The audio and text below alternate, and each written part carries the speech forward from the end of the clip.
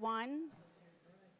Thank you for joining us here this evening. It's good to see everyone. I'd like to call this meeting to order at 7 o'clock. Roll call, please. Councilmember Spaeth. Here. Vice Mayor Chance. Here. Councilmember Bennett. Here. Councilmember Hackey. Here. Councilmember Gibson. Here. Councilmember Stricula. Here. Mayor Nelson. Here.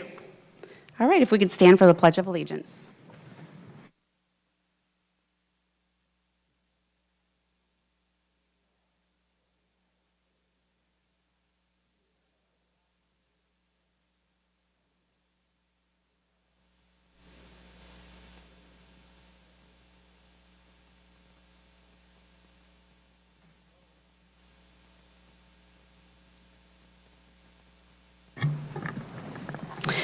On September 26, 2024, Hurricane Helene, a Category 4 hurricane, made landfall near Perry, Florida, and then weakened to a tropical depression, but left a devastating 500-mile trail of destruction from Florida to the southern Appalachians. The storm caused over 130 deaths. Many people remain unaccounted for to this day. Communities were cut off by the floodwaters. Their homes were washed away. Businesses, roads, utilities, and communication infrastructure are gone. Millions of people remain without power, food, and water. Also a year ago today, 251 Israelis and foreigners were taken during the October Hamas attacks. A total of 97 hostages remain unaccounted for. 43,500 have been killed, including over 16,600 children in the ensuing conflict. Innocent children, families, and communities have been torn apart by the devastations left behind by these brutal struggles. Tonight, I'd like to ask for a moment of silence for those hurt and struggling.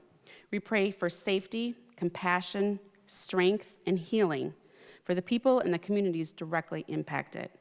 We also pray for anyone who is in the path of Hurricane Milton. Milton. If we can just take a moment of silence, please.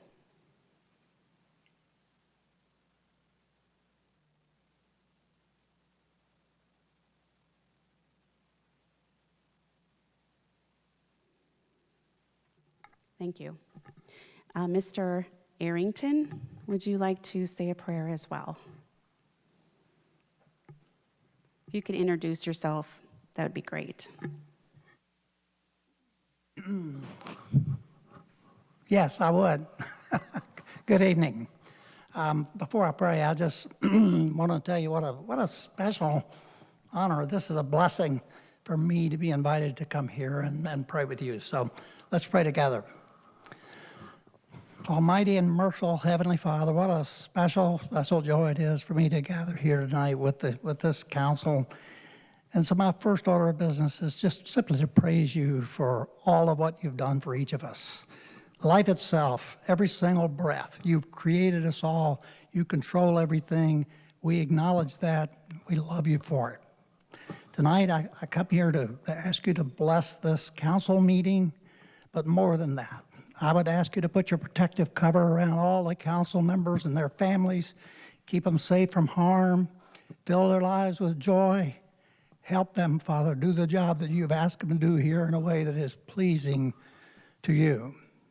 You know, we are grateful to live in a community like Mason, but tonight we know there are many people who are not safe and they're not in the position that we are here.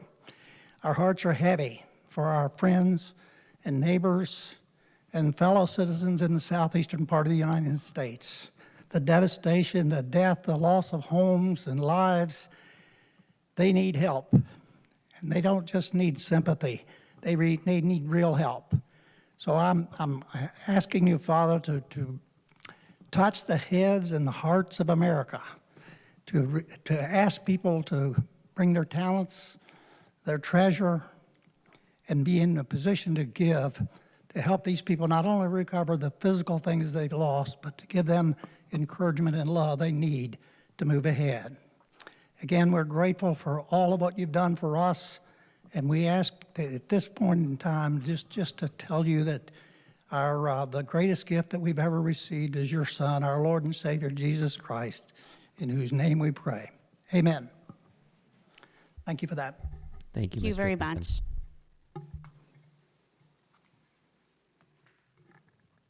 Okay, I need a motion to approve the minutes from the September 9th council meeting. Second? All in favor? Yes. Yes. Any opposed? All right, it's time for the city manager's report. Eric? I have several items here, Mayor. First group that may require motions, and then several calendar items. So I'll try and move through rapidly. If there's questions, please let me know. Typically, at this time of year, City Council will authorize the purchase of holiday gift cards for Mason employees. The city has historically gifted the Come Together gift card that allows employees to shop at over 80 small businesses in Mason. If council would like to again offer this to all city employees, a motion to that effect would be appropriate. I'll make that motion. I'll second it. Okay. All in favor? Yes. Any opposed? Next item, you had more detail in your packets, but by way of reminder, the city for many years has tried to be a part of the Warren County Small Business Development Center, which provides a variety of services throughout Warren County to folks just starting or interested in starting a small business. There's been some contractual items that has limited the city's ability to engage with them, but recently those have been removed. And so now the city is in a position to begin participating with funding to support the efforts of the Warren County Small Business Development Group. And what we'd like to ask for is a motion to allow that funding an amount of $5,000 for the remainder of 2024, and then commencing in 2025, $10,000 to support those efforts. If council finds that appropriate, a motion would also be appropriate. I'll make that motion. Second? Okay, all in favor? Yes. Yes. Any opposed?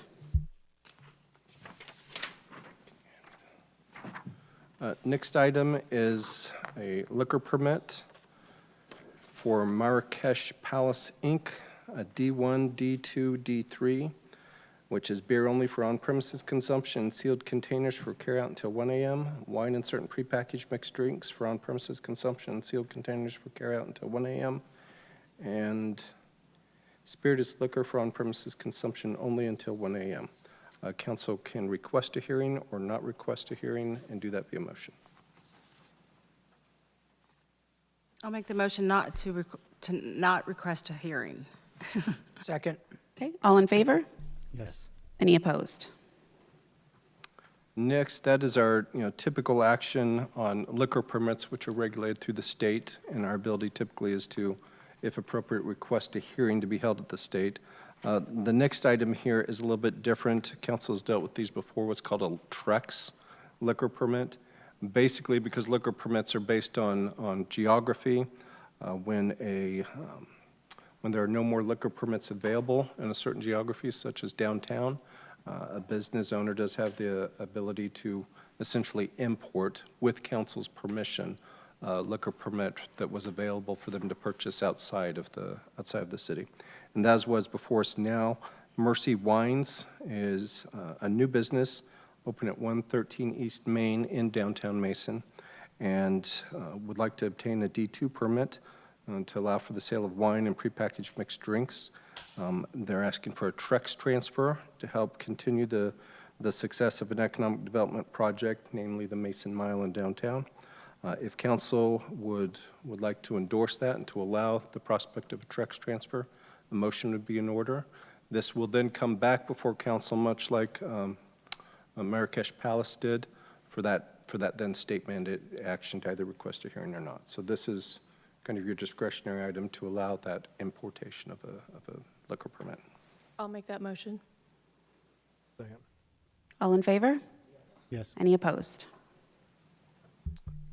Next item, Warren County has a Metropolitan Housing Authority that has a current vacancy. The city of Mason, by virtue of being the largest city in the county, must confirm the appointments made to that authority. They're requesting the appointment of a Mason resident, Candace Miller, to replace a vacant position. If council would like to endorse that appointment, a motion would be appropriate. I'll make that motion. Second? All in favor? Yes. Yes. Any opposed? All right, that is the business items. Next are several calendar items. I'll try and move through these even faster. Reminder that the Historic Society's annual cemetery walk is occurring Tuesday, October 8th. That's tomorrow at 7 p.m. at Rose Hill Cemetery. This has proven a very popular event. Saturday, this coming Saturday, October 12th, will be a special day in the City of Mason. In partnership with the Mason Parks and Recreation Foundation, as well as the Mason Challenger League, there will be a ceremony at McKeno Park to recognize all of the donors and supporters of the Adapted Ball Fields project. That was a proud moment earlier this year when we were able to initiate that for the teams. This is the opportunity to recognize the donors. The event begins at 10 a.m. with a formal program at 10:15. And then at the conclusion of the ceremony, the monument will be unveiled and then transition into a celebration of World Inclusion Day that the public is invited to help celebrate the diversity, unity, and bring people of all backgrounds together. I felt that McKeno Park was an appropriate place and the ceremony to dovetail those two events. Then on Tuesday, October 15th, the City of Mason is partnering with Mason City Schools with a Community Safety Summit to be held from 6 to 8 p.m. at Mason High School. Mason's campus safety team will be a prominent part of that with presentations and exhibits to help families learn more about how to enhance safety both at home and at school.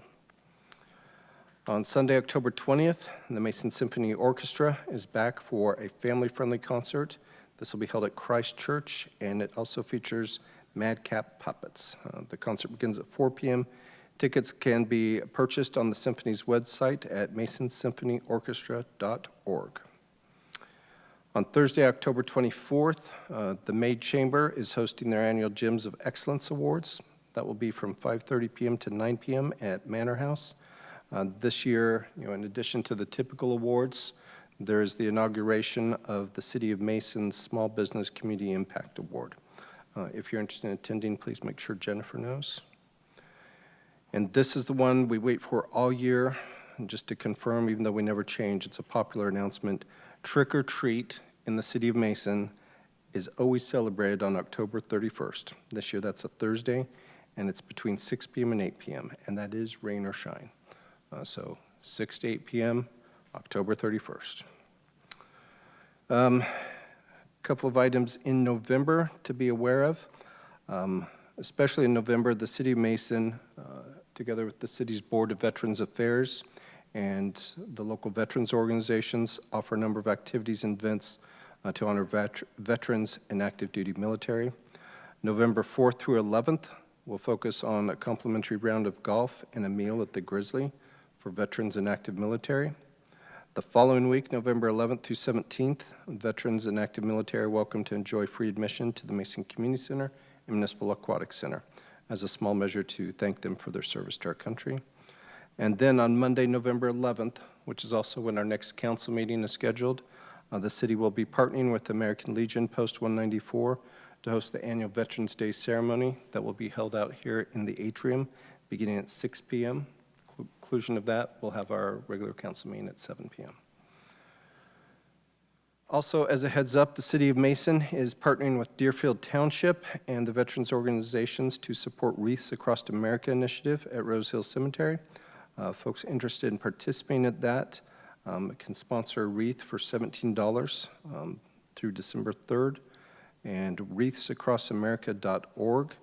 And if you do the hashtag OHROSH for Rose Hill Cemetery, you'll be able to participate through their webpage. Also anticipate looking for volunteers to help with the laying of the wreaths. And then finally, marking your calendars, on November 14th from 6 p.m. to 9 p.m. at Manor House will be the 5th annual Rise Gala from Women Walking West. Again, if you would like to attend, please make sure Jennifer knows. That's all I had. October's kind of a boring month, not a lot going on there. Well, thank you. All right, next on the agenda is we will be recognizing some individuals who do some volunteer work for the Mason Food Pantry. Is Sharitra Bailey here to give us some information? Yes, please.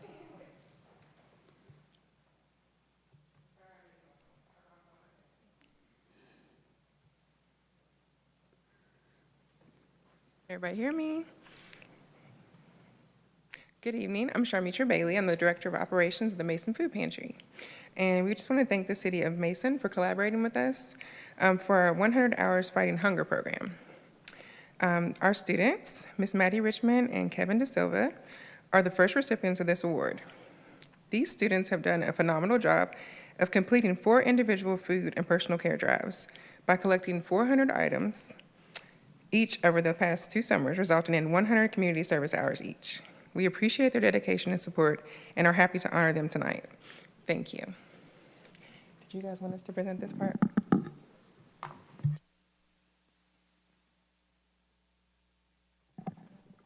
Could you ask the students to come forward? Yes. Maddie and Kevin.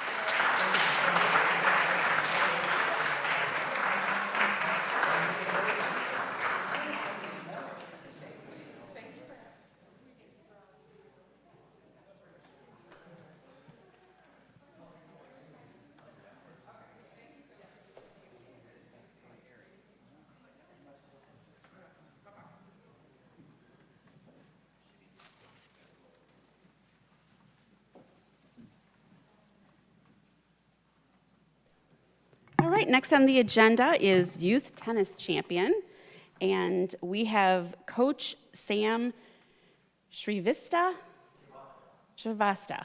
Okay, sorry about that. Would you like to come to the podium? Thank you.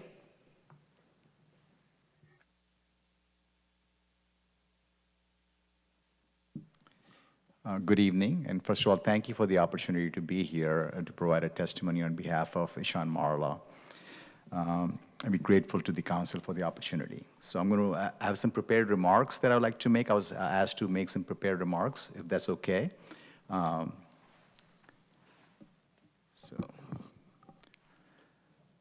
family and I'm Sam Shrivastava. My family and I have lived here in Mason for 18 years, wonderful years. I'm husband to Kelly Shrivastava, father to Ian and Miriam Shrivastava. I'm an entrepreneur working to cure disease such as ALS, Alzheimer's, and ME/CFS. I'm here this evening, though, because I'm also a coach to an outstanding young man named Ishan Marla. Ishan is currently a 7th grader at the Mason Middle School. I was happily retired tennis coach for almost 26 years when I met Ishan Marla in February of 2024. I was struck by his competitive spirit and tenacity. I got to know his father, a wonderful man, Raghu, and we discussed if I could help his son. As a busy entrepreneur, I wasn't sure about the arrangement, but I felt right about Ishan and Raghu. So I came out of retirement for one driven and talented 12-year-old boy attending the 6th grade in Mason. We broke the game down of tennis down into digestible chunks and designed plays. We even named every play to make it fun and enjoyable, very much like a football playbook. We developed 10 plays, and once he mastered them, which he did very quickly. We added special plays, we call them weapons training, and developed them further. When others were not looking, Ishan was training physically every day. Training on the outdoor courts in Mason High School, at the Cartel Park, and running the hills of the Corwin Nixon Park with my dog Bankston, up and down. They were having so much fun. When others are not looking, this is what champions do. We also worked on the mental part of the game, how to strategize and play with our strength while finding weaknesses in the opponent's game. He's very good at that, by the way. Our core philosophy mentally was seedings and rankings are what others think of you. Results are what you think of yourself.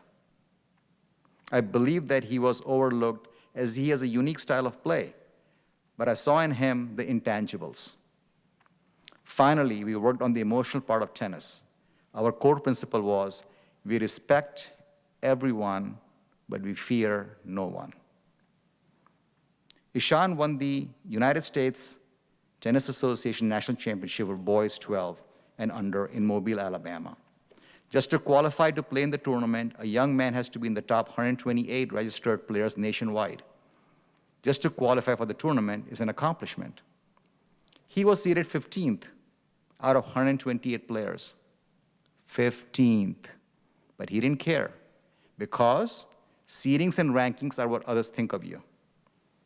On his way to earning the most important title for junior boys 12 and under, he defeated the number 4, number 6 ranked player in the nation, and then in the semifinals beat the number 1 player in the nation. Ishan defeated him 6-0, 6-2. In the finals, he played the number 3 player in the nation and dominated the match 6-0, 6-4. Winning the prestigious and coveted gold ball, which, by the way, he has brought with him, which the council members, if they so desire, can see. We believe that he's the first boy from this area to do so, thus making history. Ishan exemplifies character and competence. Character is what you do when others are not looking. He certainly put in hard work and preparation both on and off the court. Ishan truly earned his national championship trophy. He now has offers from various tennis academies to train full-time on scholarship. But Ishan is a special kid. He loves Mason, loves going to school in the bus, loves his friends, and is blessed to have a wonderful supporting family. In his own words, he asked me, he says, "Coach, why would I go to an academy in Florida or South Carolina or New York? I have everything here, and I will go professional while living right here in Mason, Ohio." We will indeed, Ishan, we will indeed. Ishan Marla has the heart of a champion. I'm proud to be his coach. Special thanks to his loving parents, Raghu and Reshma, who are in the audience, for trusting me to coach Ishan. Congratulations, Ishan Marla. You are the national champion.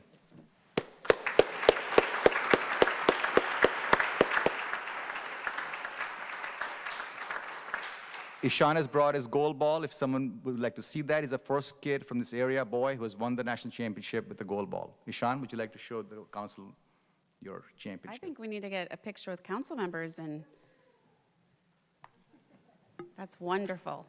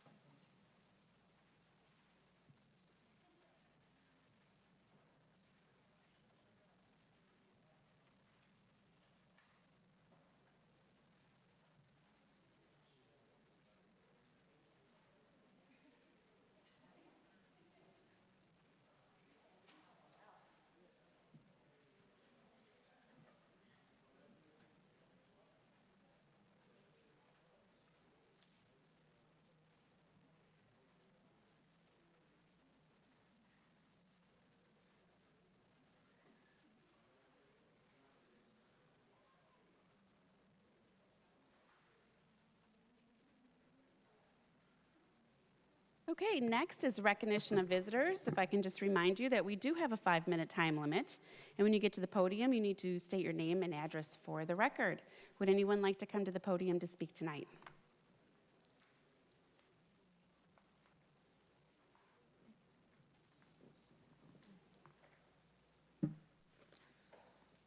Hello, myself Rohit Yavlekar, address 8345 Mason, Ohio 45040.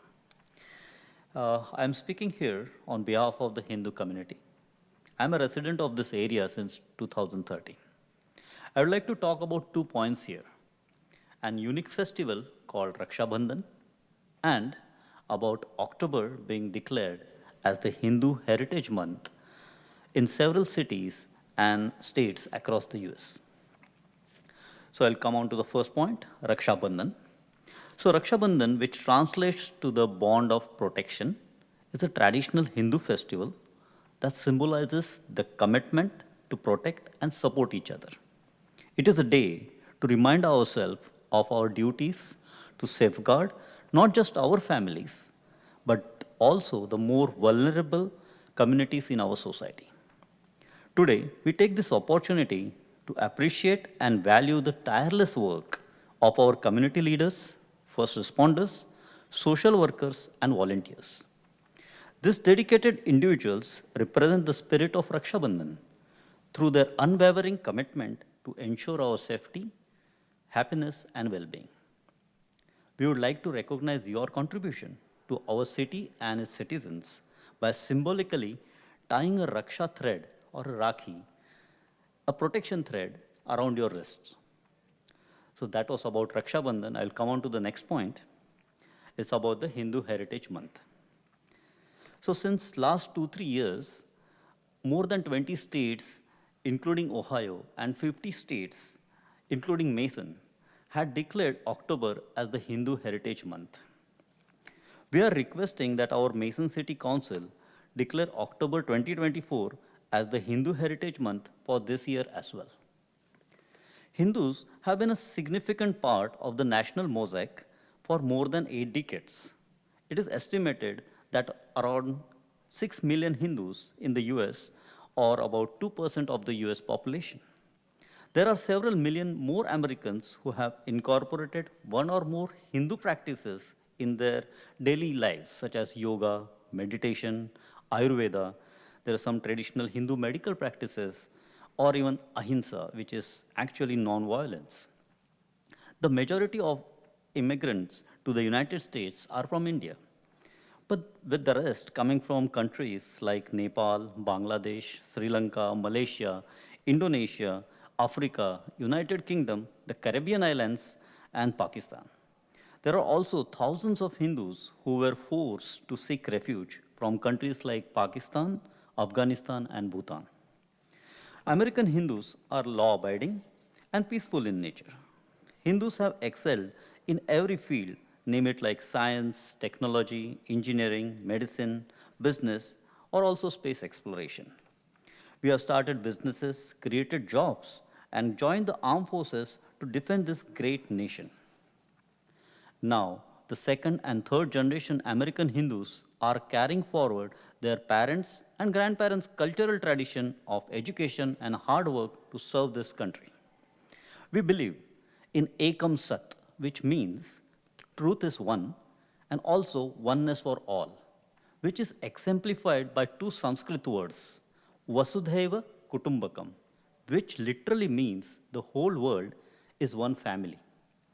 Therefore, we respect and accept all faiths and believe in living in harmony and mutual respect with people of different faiths and races. We request that you join us in celebrating and recognizing October 2024 as the Hindu Heritage Month. Further, we are requesting that if any issue concerning Hindus arise, we would hope that Mason City Council collaborate with us. Thank you again for your time and to provide us an opportunity to express our views. On behalf of all the Hindus in Mason and Cincinnati, HSS and VHP, this is Rohit Yavlekar. Thank you again. As I mentioned about the point number 1, we would request you, if you are all comfortable, you would like to tie a Raksha thread or a protection thread around your wrists, if you are all good about it. So it would be over here or it would be, thank you.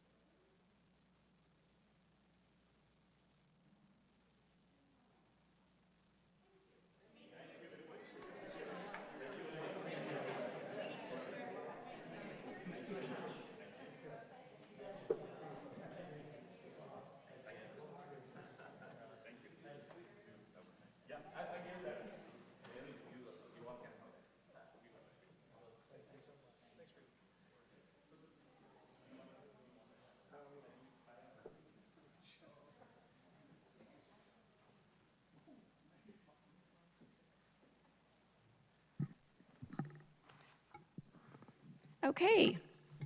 Next, we have Resolution 2024-24. I need a motion to read by title only. So move. Do I have a second? Okay. Second. All in favor? Yes. Any opposed? Proclaiming the week of October 6 to 12, 2024 as National Fire Prevention Week. Mayor, members of council, this is an annual resolution that we ask council to approve for us. You know, all residents and businesses in the community should be practicing fire safety, but this week is an opportunity to really remind the community of the need for awareness and for preparedness within the community. On Sunday, our fire department hosted an open house at Station 51 as a means to, again, bring public awareness to this week and the need for fire safety. This year's theme is Smoke Alarms, Make Them Work for You.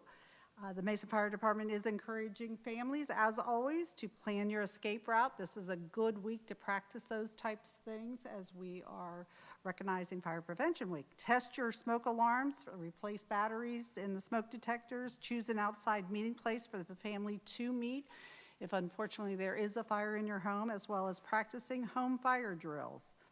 In addition to the open house that we held this past Sunday, the fire department will be doing a smoke alarm blitz, where firefighters will go door to door to check and install smoke alarms as needed. This will take place October 8th, 9th, and 10th from 6 p.m. to 8 p.m. in the subdivisions of Alberta, Oakwood Lakes, and Broadview Farms. With that, Resolution 2024-24 is recommended for adoption. Great, thank you. I need a motion to suspend the rule and allow for adoption after the first reading. So moved? Second. All in favor? Yes. Any opposed? I need a motion to adopt. So So moved. Second? Any council discussion? Okay, roll call, please. Vice Mayor Chance, Yes. Councilmember Bennett, Yes. Councilmember Hackey, Yes. Councilmember Gibson, Yes. Councilmember Stricula, Yes. Mayor Nelson, Yes. Councilmember Spaeth. Yes. Motion 2024-25, I need a motion to read by title only. So moved? Second. All in favor? Yes. Any opposed?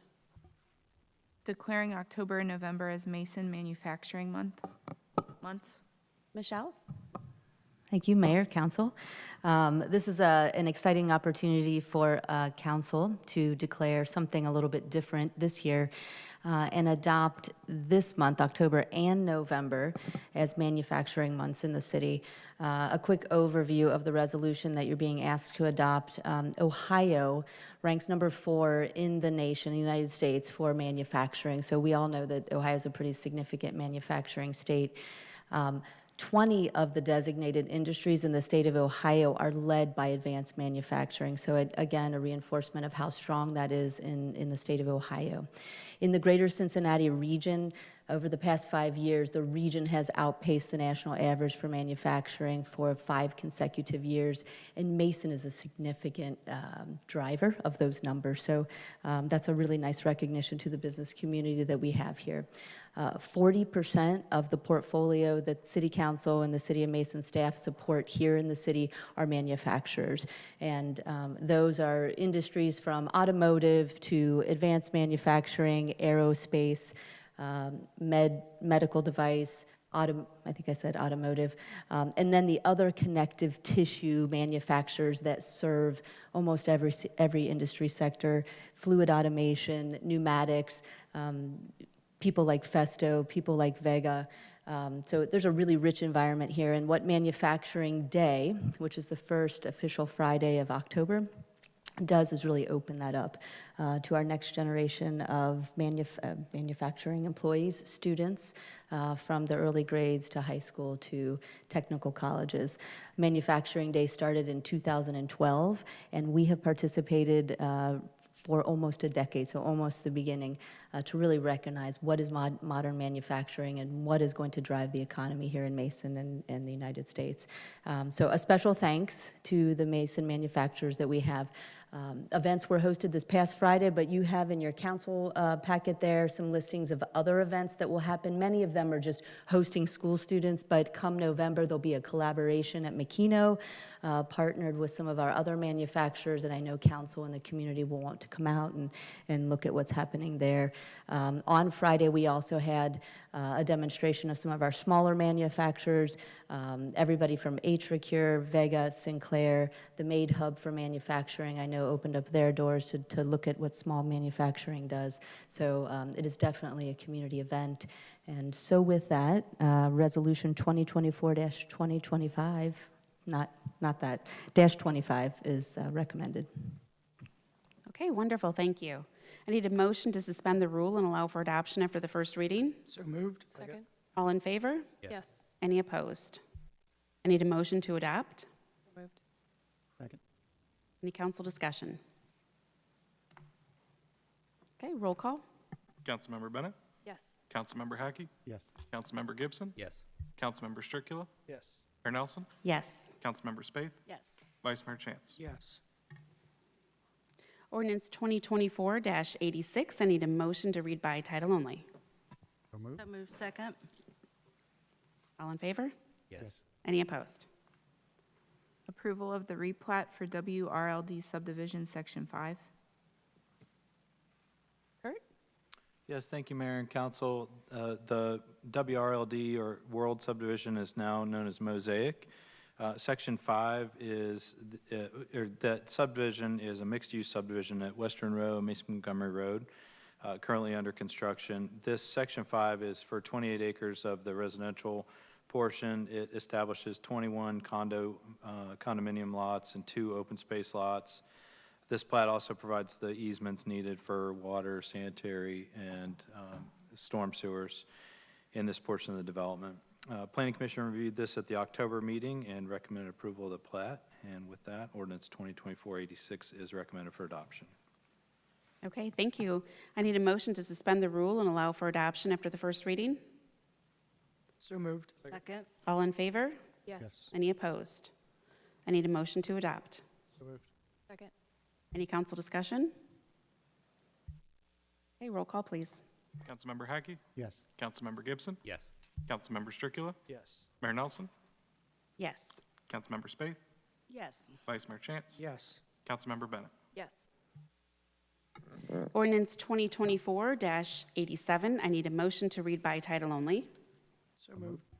All in favor? Any opposed?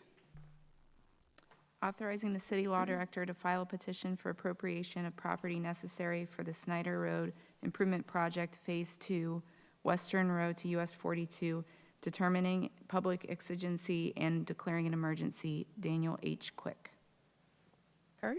Yes, thank you, Mayor and Council. I'd like to discuss the next 6 ordinances, if I could, altogether. If you recall, at the last meeting, we did resolutions of intent to appropriate, and then this is the next step in the process. Staff and our consultant have been working for over 18 months to acquire these easements, and most of them are temporary easements that are needed for the project. Phase 2 of Snyder Road, I should mention, is from US 42 down to Western Row Road. That'll be widened to 3 lanes with a bike path and sidewalk.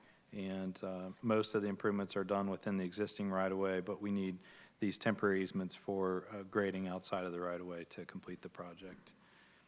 27 of the 35 have signed the easements. These remaining 6 properties are ones where communication is either broken down or we've been unable to contact them. And as a last resort, we may need to file for appropriation. We'll continue, even with passage of these ordinances tonight, we'll continue to try to negotiate and come to a resolution before we actually file for appropriation action on these properties. So with that, I'll answer any questions you might have, but ordinances 87 through 92 are recommended for adoption. Thank you. Okay, thank you. I need a motion to suspend the rule and allow for adoption after the first reading. So moved. Second. All in favor? Yes. Any opposed? I need a motion to adopt. So moved. Second. Any council discussion? Mayor, Yes. quick question for Kurt. Does this include the railroad crossing? Is that going to be improved as part of this? I know the city doesn't technically do those, but Yes, yep, we're coordinating with the railroad on this one as well as Western Row. The last few weeks, it seems like Western Row might go ahead of the Snyder Road crossing. But yeah, they'll both be improved and by the railroad as separate projects, and this project will coordinate with those. So we'll tie into it. Yeah. thank you. Okay, roll call, please. Councilmember Gibson, Yes. Councilmember Stricula, Yes. Mayor Nelson, Yes. Councilmember Spaeth, Yes. Vice Mayor Chance, Yes. Councilmember Bennett, Yes. Councilmember Hackey. Yes. Ordinance 2024-88. I need a motion to read by title only. So moved. Second. All in favor? Yes. Any opposed? Authorizing the city law director to file a petition for appropriation of property necessary for the Snyder Road Improvement Project Phase 2, Western Road to US 42, determining public exigency and declaring an emergency. Karen L. Morgan. I need a motion to suspend the rule and allow for adoption after the first reading. So moved. Second. All in favor? Yes. Any opposed? I need a motion to adopt. So moved. Second. Any council discussion? Okay, roll call, please. Councilmember Stricula, Yes. Mayor Nelson, Yes. Councilmember Spaeth, Yes. Vice Mayor Chance. Yes. Councilmember Bennett, Yes. Councilmember Hackey, Yes. Councilmember Gibson. Yes. Ordinance 2024-89. I need a motion to read by title only. So moved. Second. All in favor? Yes. Any opposed? Authorizing the city law director to file a petition for appropriation of property necessary for the Snyder Road Improvement Project Phase 2, Western Road to US 42, determining public exigency and declaring an emergency, Majid A. and Farat Qureshi. I need a motion to suspend the rule and allow for adoption after the first reading. So moved. Second. All in favor? Yes. Any opposed? I need a motion to adopt. Move. Second. Any council discussion? Okay, roll call. Mayor Nelson, Yes. Councilmember Spaeth, Yes. Vice Mayor Chance. Yes. Councilmember Bennett, Yes. Councilmember Hackey, Yes. Councilmember Gibson, Yes. Councilmember Stricula. Yes. Ordinance 2024-90, I need a motion to read by title only. Second. All in favor? Yes. Any opposed? Authorizing the city law director to file a petition for appropriation of property necessary for the Snyder Road Improvement Project Phase 2, Western Road to US 42, determining public exigency and declaring an emergency, Mark F. Langfritz. I need a motion to suspend the rule and allow for adoption after the first reading. Second. All in favor? Yes. Any opposed? I need a motion to adopt. Moved. Any council discussion? Roll call. Councilmember Spaeth, Yes. Vice Mayor Chance. Yes. Councilmember Bennett, Yes. Councilmember Hackey, Yes. Councilmember Gibson, Yes. Councilmember Stricula, Mayor Nelson. Yes. Ordinance 2024-91, I need a motion to read by title only. Second. All in favor? Yes. Any opposed?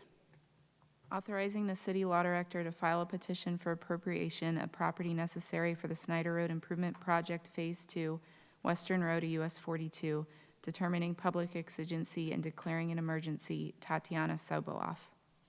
I need a motion to suspend the rule and allow for adoption after the first reading. So moved. Second. All in favor? Yes. Yes. Any opposed? I need a motion to adopt. Move. Any council discussion? Roll call. Vice Mayor Chance. Yes. Councilmember Bennett, Yes. Councilmember Hackey, Yes. Councilmember Gibson, Yes. Councilmember Stricula, Yes. Mayor Nelson, Yes. Councilmember Spaeth. Yes. Ordinance 2024-92, I need a motion to read by title only. Moved. Second. All in favor? Yes. Any opposed? Authorizing the city law director to file a petition for appropriation of property necessary for the Snyder Road Improvement Project Phase 2, Western Road to US 42, determining public exigency and declaring an emergency, Western Row Investors. I need a motion to suspend the rule and allow for adoption after the first reading. So moved. Second. All in favor? Yes. Any opposed? I need a motion to adopt. So moved. Second. Any council discussion? Roll call, please. Councilmember Bennett, Yes. Councilmember Hackey, Yes. Councilmember Gibson, Yes. Councilmember Stricula, Yes. Mayor Nelson, Yes. Councilmember Spaeth, Yes. Vice Mayor Chance. Yes. Ordinance 2024-93, I need a motion to read by title only. So moved. Second. All in favor? Yes. Any opposed? Declaring certain city equipment and property as surplus property and authorizing the city manager to dispose of said equipment and property. Jennifer? Yeah, Mayor, members of council, this is a housekeeping item you're probably pretty familiar with. We do it maybe once, twice a year. As equipment and vehicles reach the end of their useful life and they're no longer used in our services, they have a tendency to accumulate in areas. In order for us to either discard them, donate them, salvage them, or trade them in, we must ask council approval in declaring them surplus. So that's the legislation you have before you tonight. I'll remind everybody that these items usually have very little value remaining. Often there are significant repairs or annualized cost of keeping these older vehicles in operational condition that significantly exceeds the cost of a replacement, and/or these vehicles have become just so unreliable that they are causing a negative impact on our city services. With that, ordinance 2024-93 is recommended for adoption. I'm happy to answer any questions. Thank you.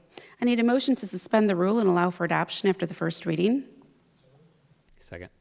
All in favor? Yes. Any opposed? I need a motion to adopt. So moved. Second. Any council discussion? I have a quick question. I think the public can go online to bid on this stuff, right? We do, yeah, in order, most efficient way of disposing of them or getting rid of them is through our electronic auction sites. Do you have that auction site available? Sorry to put you on the spot. GoDeals.com. GovDeals.com. A lot of local jurisdictions use it for their auction services. A lot of people are pretty familiar with it. So. Okay, so if you're looking for any old equipment, you can go there. All right. Councilmember Hackey? Yes. Councilmember Gibson? Yes. Councilmember Stricula? Yes. Mayor Nelson? Yes. Councilmember Spaeth? Yes. Vice Mayor Chance? Yes. Councilmember Bennett? Yes. Ordinance 2024-94. I need a motion to read by title only. Moved. Second? All in favor? Yes. Any opposed? An ordinance accepting the proposal for asset inventory inspection and condition assessment services from Civil, Inc., and authorizing the city manager to execute contract documents. Kurt? Yes, thank you, Mayor and Council. If you recall, at the September council meeting, council authorized a contract for OpenGov, which is an asset management software. This ordinance before you tonight is data collection of the existing assets in the city right away. So things like signs, traffic signals, trees, catch basins, curb ramps, things like that. In addition, this would do pavement condition ratings. So where staff goes out every year, drives the streets and does a condition rating, this would use basically AI to do some of that, that analysis and much quicker and probably more comprehensively than staff could do it. What this vendor does, Civil, is they provide a sensor that we mount on a city vehicle, and then staff drives the streets and collects the data. Then they post-process the data and give us all of the inventory and condition ratings that we can put into our GIS system and use with OpenGov. So pretty neat system, and it's a way to reduce some of the costs. We did have in the budget $150,000 for this inventory. Just today, we learned about another emerging technology that could be done by a local partner. And so since this contract for Civil is $110,000, that $150,000 budget would allow us to explore this complementary technology, again, by a local provider, and be able to potentially add that as well. Having this information be vital to using OpenGov, and staff believes this is the most efficient way to get this data into our system and begin using OpenGov. So with that, ordinance 2024-94 is recommended for adoption, and if you have any questions, I'll be happy to answer them. Okay, thank you. I need a motion to suspend the rule and allow for adoption after the first reading. Second. All in favor? Yes. Any opposed? I need a motion to adopt. So moved. Second. Any council discussion?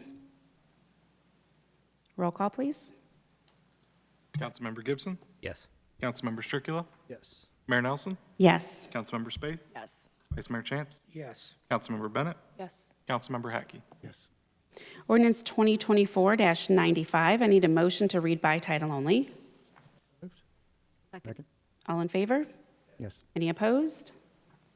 Ratifying an agreement for purchase and sale and making a related supplemental appropriation. Eric? Thank you, Mayor. This ordinance is kind of the consummation of something that we did 2 months ago.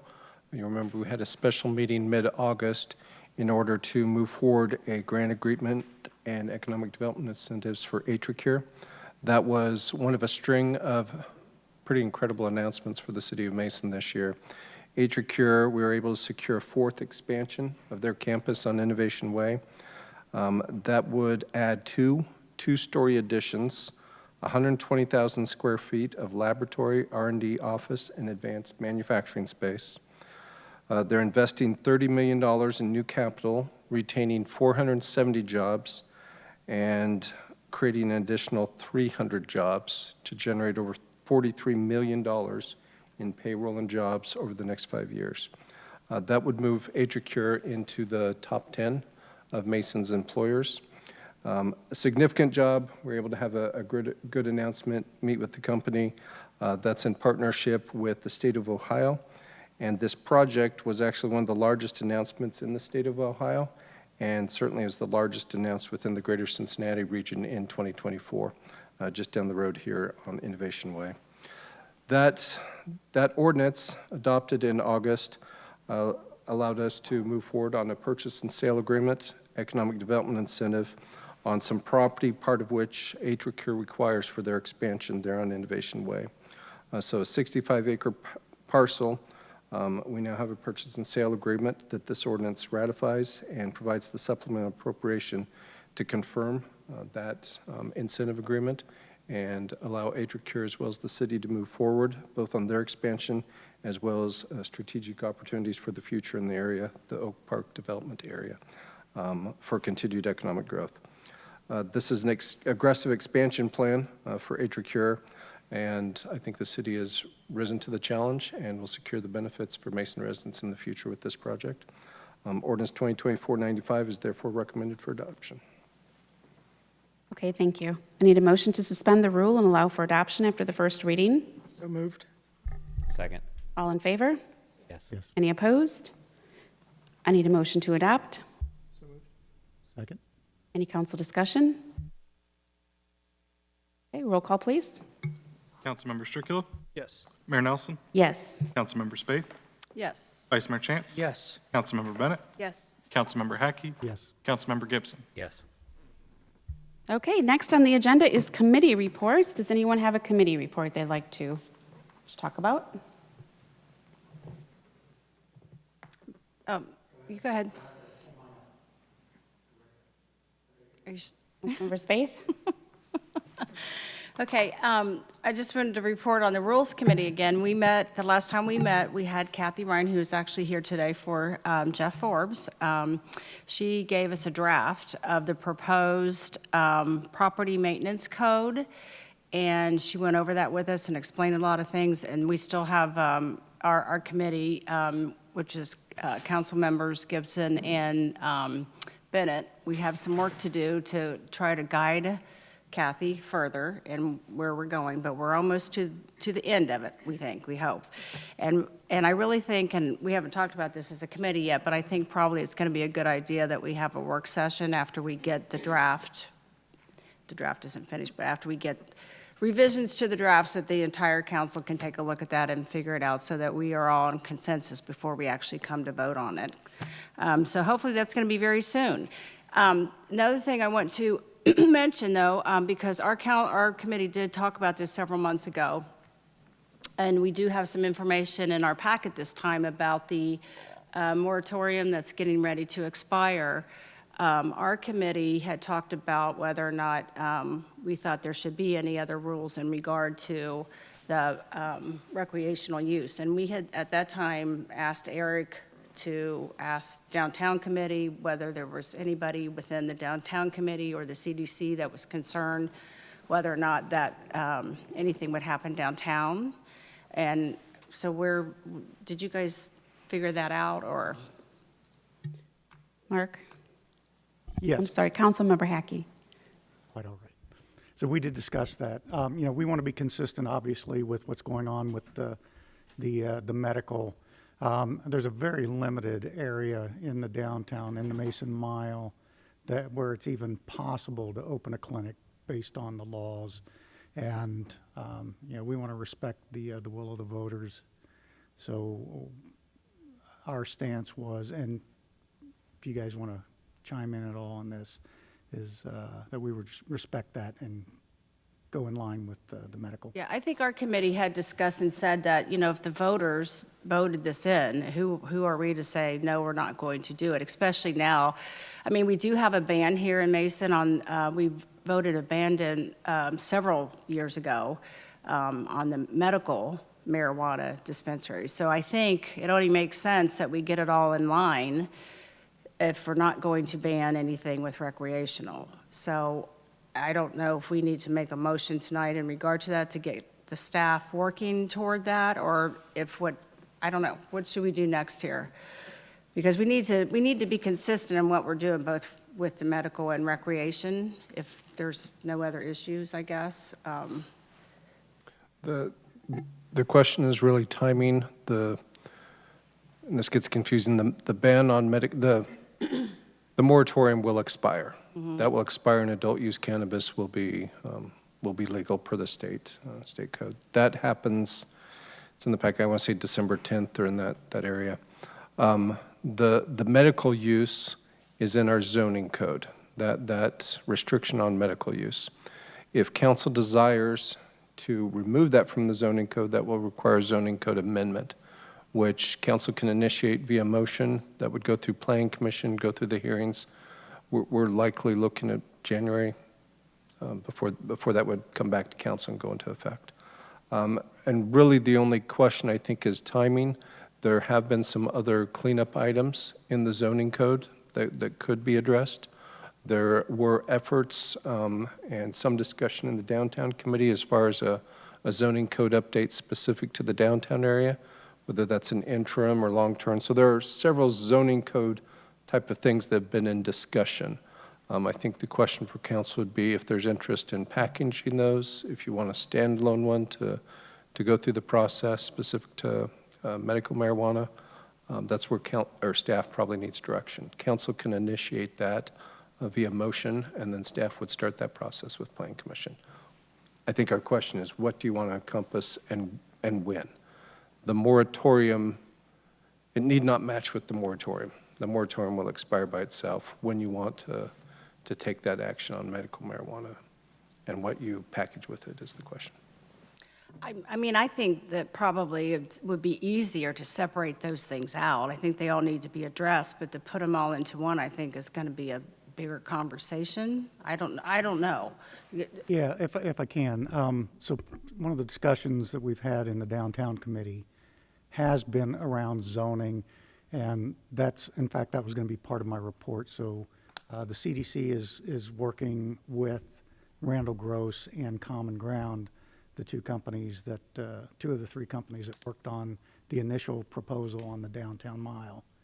And they're getting ready to work with them on getting some of these interim zoning changes. So maybe, I don't know if we want to confer with them and see if we want to do that. Because what I don't want to do is draw this out and have 12 different things that we're trying to do independently, and it's all related to zoning. So I think my opinion would be we defer to the CDC and the experts in the zoning and see where they would like that to fall. Mayor? May I? Yes. I would hate to see this get stuck in an extended timeline so I think it would be helpful to know what the ETA is on the downtown zoning updates. If it's going to be a while, then I think we should go ahead and move forward with the zoning update on medical marijuana. Yeah, I'm trying to get that process rolling, but I agree. If it looks like Maybe we should just go ahead then. Yeah. So that was a very clear, I don't know. Well, I think what ultimately will be needed from council to initiate the process is a motion. And whatever motion passes, that's what we'll be looking to for direction. Okay, Mayor, I'd like to make a motion that we go ahead and move on the medical or the recreational marijuana thing, whatever it is you guys need to do so that we can get them in line with the medical marijuana, so we don't have two different things. And Pass. comply A with, motion to remove the restriction on medical marijuana from the Right. zoning code. Right. you may want to consider in the motion to amend it to change permissibility of medical and recreational so that they're both part of that amendment. Okay. So we have a motion I'll second. and a second. Okay, so do we need to do, well, all in favor? Discussion, okay. I just want to make sure. So wait, first of all, we're getting it, This will start the process. Council will, or staff will then go back with legal counsel, look at what it means as far as the actual zoning code amendment, what needs removed and modified, and then take that to Planning Commission to begin the process, public hearing, so it'll come back to council. but this first motion puts the motion on the agenda, correct? And then we have to vote on it? No. No, a motion was made, seconded, you have discussion, and then you would vote on that motion. Okay. All right. So is there any council discussion? Yes. I just want clarification, if the medical marijuana license or if that, if the medical marijuana expires December 10th, do we need to even make that as part of this motion? Medical doesn't, the recreational expires December 10th. But do we need to separate those two for the motion? If one's going to expire, why would we continue to do that? Why would we make that a part of it, is my only question. I agree. I'll let Deb. The moratorium is just a blanket prohibition. It's not necessarily in the zoning code. This initiates just exploring changing the zoning code as far as any of the marijuana uses go, whether it's to narrow them, prohibit them, permit them, anything like that. So whether or not that prohibition is expired in December, you want to tailor your zoning code at some point to address those uses. So this will allow that process to begin. Mayor? Yes. Is that, Scott, I mean, Councilmember Gibson, are you still confused? Because it is confusing. No, she cleared it up. Okay. Any other discussion? Okay, roll call? Councilmember Spaeth? Yes. Vice Mayor Chance? Yes. Councilmember Bennett? Yes. Councilmember Hackey? Yes. Councilmember Gibson? Yes. Councilmember Stricula? Yes. Mayor Nelson? Yes. Okay. Councilmember Hackey? Thank you, Mayor. You're welcome. So downtown committee met. Vice Mayor and the mayor are both parts of that committee. The Vice Mayor generously donated his time on the road and phoned in so we could have a conversation. It was an interesting meeting. It was a very good meeting. Again, they're looking at the zoning, as I mentioned. So we want to get some things moving on the zoning. You know, we've got the McBride-Dale study that they did that we had postponed for a while. But we've also got some other stuff as part of the downtown mile that we want to get in motion, and there are a lot of restrictions on that. So they're going to look at if there are some things that we can do in the near term so that we can get rid of those obstructions to the processes and then get that underway. So they're working on that. We should hopefully have something back from them soon. I know they were getting ready to start their meetings on that. Unfortunately, Sherry Taylor could not be at the meeting, so I don't know exactly where they are on that process, but I would assume they're getting that underway. One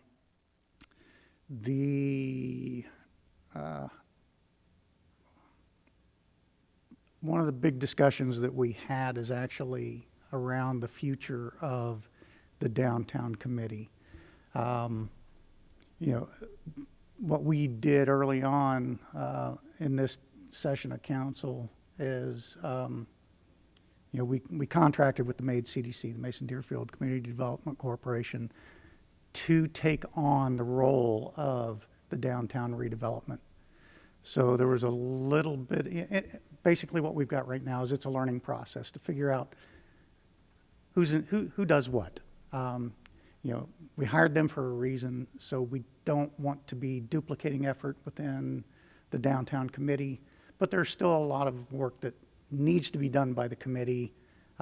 So staff, CDC, our committee, you know, we're looking at the processes just to make sure that we don't overstep, and it's gonna happen. This is a new, basically a new way of doing stuff for the city. So we're having a lot of dialogue with the CDC, making sure that everybody's communicating so that we're all on the same page, and again, not duplicating efforts. So there was some discussion around that. You know, I honestly, I had questions as to whether there was a continual need for the downtown committee, and it's clear there is. There's still a lot that we have to be involved in. There's still things that we need to do, and we need to have that communication, and that's an avenue for the communication between the city and, you know, between especially us on council and the CDC. So that was good dialogue. It was a very good discussion, and I feel very positive about the way we're going to move forward with that. The Market on the Mile finished with their last market, and there was no music on Mason the night of the market. And Chris Heim came in and updated us on the success of that. They've got a survey out, and he hadn't gotten the results back on that yet, but it seems very positive, and they're looking at continuing this next year, so that's very exciting. I know there was a tour to College Hill to meet with their CDC or CDC equivalent. Unfortunately, I was not able to attend that. I don't know if you, Mayor or Vice Mayor, if you got to go and maybe have any update on that. Yeah, and we talked about it in the downtown committee and understanding that College Hill and Mason are a little different landscape, and understanding what they can use the monies for and how they have built out their CDC. Their CDC, I think, is much longer standing than us, 1972, is that right? So to your point, we're in the very early stages of this and trying to figure out exactly what that equation looks like between the city and the CDC. But I was extremely encouraged when we went down there just to see the possibilities and what they've been able to do with certain buildings, certain areas, and calling recognition to some of the folks that were around College Hill for a while. So for me, understanding that, yeah, certainly it's going to be a little different look and feel for Mason CDC from a College Hill CDC. But the overall, or the arching theme for me was they have been able to do a lot. And I think it's, again, we've talked about this plenty of times, of depoliticizing this thing and allowing people that truly understand, giving it to the experts. I think Randall Gross has overseen over 600 different downtown developments. And I think it's just smart to hand the ball off to folks like that, and we can support where we can as a city. So it was extremely, it was, like I said, it was more encouraging than anything, because they were able to move the needle in some big ways. And so that's what I learned, that it's effective. CDCs can certainly add some value to the city, and the city has their lane, the CDC has their lane. And I'm just looking forward to figuring out exactly what that looks like with the MAID CDC and the city and our downtown and our Mason Mile residents, business owners, and everything else. So I was going to add something, if you don't mind, in regards to the theme of the downtown committee. Absolutely. Well, through that, we've always talked about little wins. And this is probably very similar to old new business, but what I was able to witness on Saturday night with the East Main, that was by far the most foot traffic and the best vibe I've ever seen in downtown. In regards to, I think we had 18 live acts, people walking everywhere. It was, again, that's a little win. That's getting people downtown. That's getting people encouraged to visit, to walk around, to get all the different businesses. I don't know the numbers. Some folks might have documented that, but more than anything, it felt like community. It felt like people just truly enjoying and meeting with neighbors, meeting with friends. And it was just, like I said, I haven't seen a vibe like that in downtown in a very long time, unless it's programmed, right? Like, meaning our concert series and that type of stuff, or our festivals. But this was just business owners raising their hands saying, I would love to have some live music there. And I know Lisa and Chris Heim have been very instrumental in that. I just say major kudos to them and thank you. That's the type of little wins. I think with the downtown, we can do more of that type of stuff just to generate some more, just getting people down there. So that was, again, I was so happy I was able to make it. And that's what I would encourage our downtown committee to continue to strive to find things like that.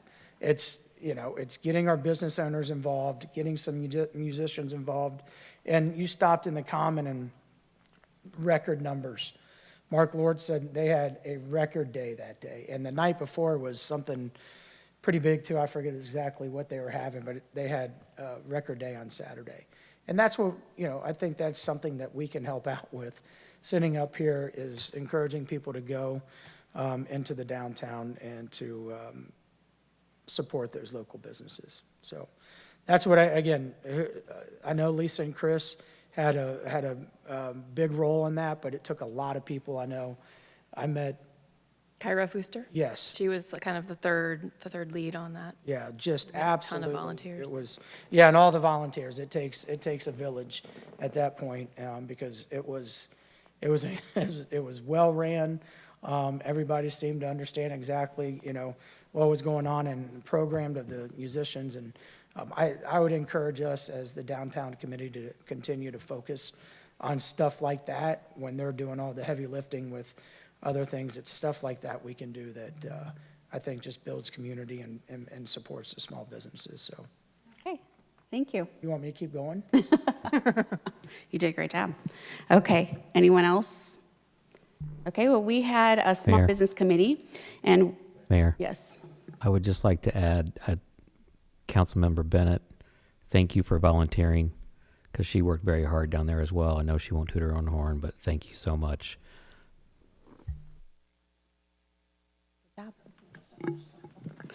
Okay, we had a small business committee, and we talked about the Warren County, which we passed today, the Warren County Small Business Development Center, and the importance of Mason supporting that organization. And tonight we did pass funding for them, so that's great. It's one great step that we're trying to do to really support our small businesses and to bring more small businesses into our community. We also talked about the Small Business Community Impact Award that we will be announcing the winner for at the MADE Gems of Excellence Award. So we're excited about that. We also had an Arts Committee meeting. And again, I would encourage you to go to the Mason Symphony Orchestra. Eric had already talked about it, but it's family-friendly concert on October 20th at 4 o'clock. Also, the December concert, to me, has become my favorite. It is phenomenal, very unique, and fun. So I really do encourage all of us here on council to make plans to go to that concert. It's the first Saturday of September, just because December. Yes, December. It's a holiday one. It's been great for our community, and really to see how much this symphony orchestra has developed and how it's growing traction and people are starting to talk more about it and it's becoming more popular. I have to think that the holiday program will be one of those in the future that no one can get tickets for. It will be so big. So I do encourage all of council to go to it. It is important that you see how much this impacts our community from an art standpoint. We also talked about Arts in the Park a little bit. We have a meeting tomorrow, so we'll go over some of my findings. But Arts in the Park, we're trying to see what that would look like for Mason. We talked about Gould Park and what that can look like to have walking paths, make it more of an art-focused park, and we'll talk more about that tomorrow. We continue to talk about the railway and having a train come, but I think it's becoming less of a reality at this point. It takes an hour and 25 minutes, or an hour and 15 minutes, to go from Lebanon to Mason one way. So it's quite long. So maybe in the future we can do something about changing those tracks somehow and making it a little bit faster. And then again, East Main Music. It was a huge success. There were 25 artists, I believe, that were there performing, and it was really nice to be able to just walk around. You see so many people from the community, and just walking from business to business, getting to know some of the businesses. Like, for instance, the VFW had, they were open to the public that day. So if you've never seen what the inside of the VFW looks like, you could go in there, and they were feeding people. And then just common beer, like Vice Mayor Chance said, was hopping. All these businesses were hopping. This cigar place, people think that you need to be a member to attend there, and you don't. And so people were really learning about some of our businesses downtown. So it was great. I'm hoping to see it maybe twice a year, maybe in the spring and fall, but we can talk about that in the Arts Committee tomorrow. That's pretty much all that I have. Oh, one more quick thing. I attended the Warren County Arts Summit, and there was a number of council members actually that attended that, so I thought that was great. Just learning about how to get grants. They raised $2.7 million last year and distributed $2.2 million. So there's a lot of money out there for the arts, and I would love to get some of that for Mason. So I'll keep on my journey to be able to do that. But that is all from my committee reports. Does anyone else have a committee report? Nope. Then we are going to old and new business. Does anyone have anything for old and new business? Mayor, just real quick, especially since you mentioned about the hurricane victims, I've had some people ask me if the city is doing anything. Eric and Jennifer? Sorry, I know. Jennifer distracted me. That's all right. I've had some people ask me if the city is doing anything to collect donations for the hurricane victims, especially since Florida's getting ready to get hit again. Or do you know, I know Matthew 25 Ministries, I know Red Cross is taking stuff, but is there anybody local that you guys are aware of or you're coordinating with? So if I can say something, Blue Skies for the Good Guys and Gals Warrior Foundation, they have been gathering different meals and water and flying it over there. So if anyone is interested in donating, it's Blue Skies for the Good Guys and Gals Warrior Foundation. Well, Mayor, if we could get that information, we could set out barrels at the community center and promote it to the public if they're willing, to work with us on that. If That'd be great. we can reach out to them and. Yep. Yep, we can ask the. Okay. Yeah. Well, also, I'm wondering, like what specific donations? Because you don't want a bunch of things that they can't use. So how can you get, do they have that out there somewhere? Water is a big deal. They also, the military meals, they were bringing a lot of those in as well. But I can find out what they need and let you guys know. There's a hurricane website as well that they have established. It looks like, I don't know if it's emergency management or the task force or whatever. I saw it the other day that they had stuff listed out. Because I'm sure Florida, after this next hurricane's coming through, I'm sure there's going to be more need, unfortunately. But that's a good point. Thank you for bringing that up. Okay, anyone else? All right, now we are back to recognition of visitors. If you could state your name and address for the record. Hi, I'm Dennis Legalt, 6684 Caddy's Way.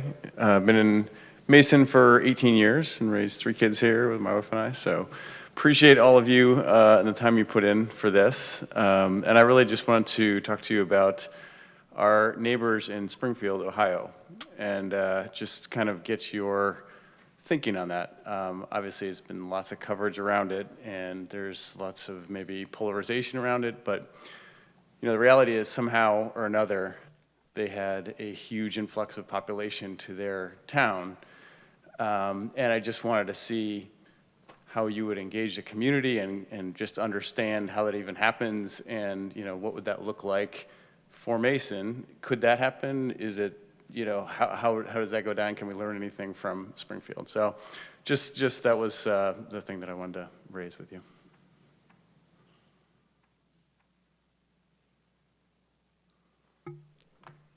Does anyone have any?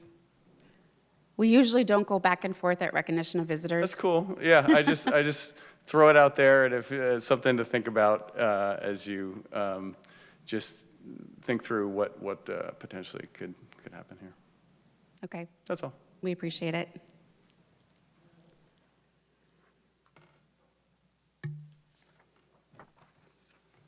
Okay. Would you like to come and speak? Way back there? No? Okay. All right, well, now it is time. I need to have a motion to add executive session to the agenda for the purpose of discussing acquisition, disposition of property. I'll make that motion. Second. All in favor? Yes. Any opposed? Okay, I need a motion to adjourn into executive session for the purpose of discussing acquisition and disposition of property. So moved. Second. Roll call, please. Vice Mayor Chance, Yes. Councilmember Bennett, Yes. Councilmember Hackey, Yes. Councilmember Gibson, Yes. Councilmember Stricula? Yes. Mayor Nelson? Yes. Councilmember Spade? Yes. And Mayor, for full disclosure, we may also, if not discuss, sing happy birthday and have some ice cream, so. You I think we should do it can now. do it now? Yeah. All right, who's the singer here? Because y'all don't want to hear me sing. Josh is really good at singing. All right, Josh, you want to start us? Heard you at Kiwanis, dude. You're really good. I will sing. All right. Well, we all can sing. You just. Okay. You can start it. Start it, yes. Happy birthday to you. Happy birthday to you. Happy birthday, dear Mark. Happy birthday to you. Cheers.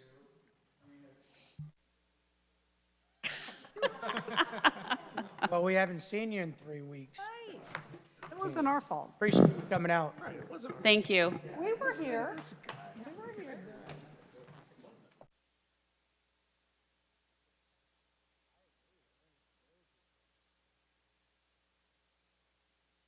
Motion to reconvene into regular session. So moved. Second? All in favor? Yes. Any opposed? Okay, hold on 1 second.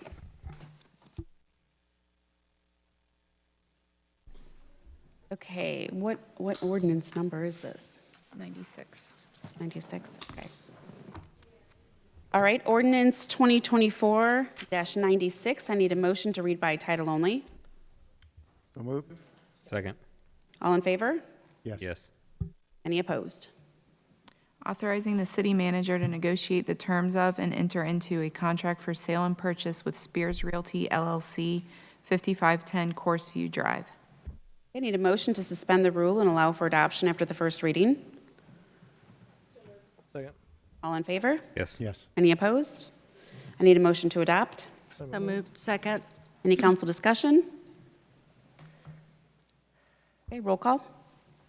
Councilmember Bennett? Yes. Councilmember Hackey? Yes. Councilmember Gibson? Yes. Councilmember Stricula? Yes. Mayor Nelson? Yes. Councilmember Spade? Yes. Vice Mayor Chance? Yes. Okay, I need a motion to adjourn. So moved. Second? All in favor? Yes. Any opposed? All right, have a good night, everyone.